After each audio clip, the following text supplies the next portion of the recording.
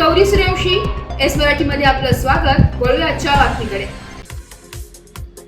नाशिक येथील क्रांतीवीर वसंतराव नाईक शिक्षण संस्थेच्या कला वाणिज्य व विज्ञान महाविद्यालयात वाणिज्य विभागाच्या वतीने बुधवार दिनांक 30 जुलै रोजी उद्योजक आपल्या भेटीला उपक्रमाचे उत्साहात आयोजन करण्यात आले होते.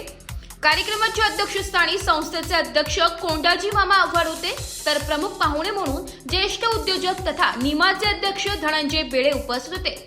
उपक्रमाची सुरुवात क्रांतीवीर वसंतराव नाईक तसेच JRD टाटा यांच्या प्रतिमेचे मान्यवरांच्या हस्ते पूजन करून झाली आहे.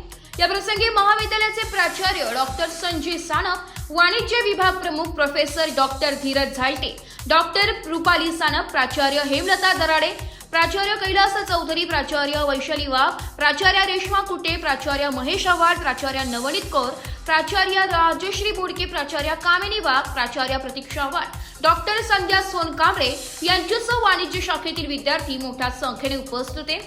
या प्रसंगी मार्गदर्शन करताना उद्योजक धनंजय बेळे म्हणाले की उद्योग व्यवसायातील मोठ्या संधी बघता कौशल्यपूर्ण मनुष्यबळ उपलब्ध होण्यासाठी काळानुसार शिक्षण पद्धतीत बदल झाला पाहिजे.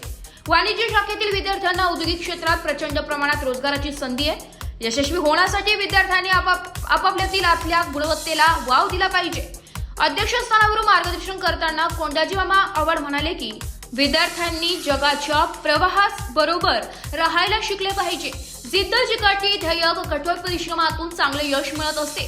या दृष्टीने वाटचाल करावी. प्राचार्य डॉक्टर संजय सानप यांनी स्वागतपर मनोगत व्यक्त करून विभागाच्या उपक्रमांचा विद्यार्थ्यांनी फायदा करून घ्यावा असे आवाहन केले.